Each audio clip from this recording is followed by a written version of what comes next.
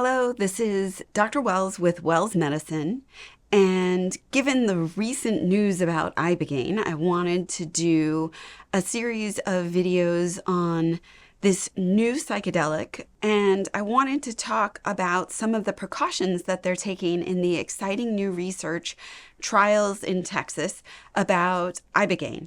A lot of y'all may have heard of Ibogaine because the Texas legislature just recently created a $50 million grant to study Ibogaine over the next 2 years.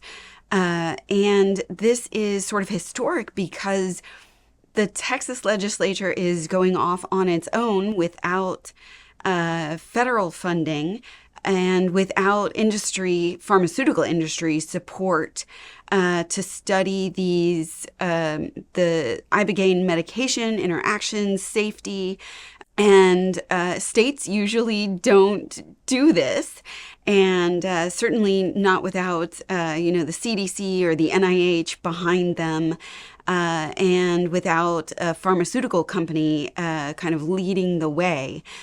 So there is a $50 million grant that the state of Texas has just created for the study of Ibogaine over the next 2 years.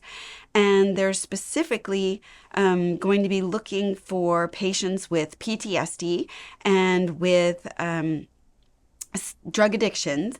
And part of the reason that this is going to be a very difficult clinical trial is that they're going to have patients hooked up on EKG telemetry for 72 hours.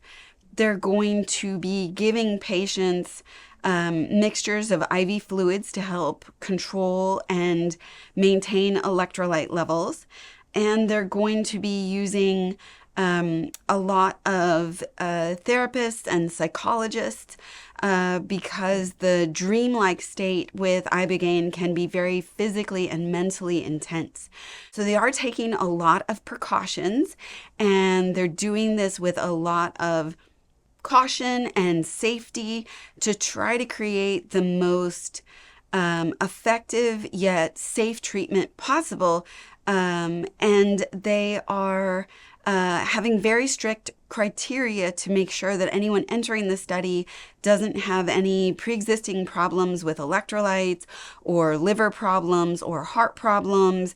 And they're very careful with the specific age ranges of the people in the study, and to make sure that those patients also have thoroughly worked up psychological evaluations to make sure that they do meet the criteria but don't have other underlying diagnoses that could prevent this from being effective.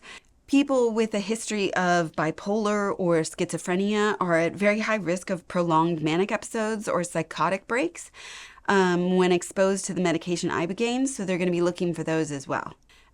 So this is going to be a very well-constructed, well-thought-out study that's going to be recruiting and going over the next 2 years, and we're very much looking forward to the data when it starts coming out.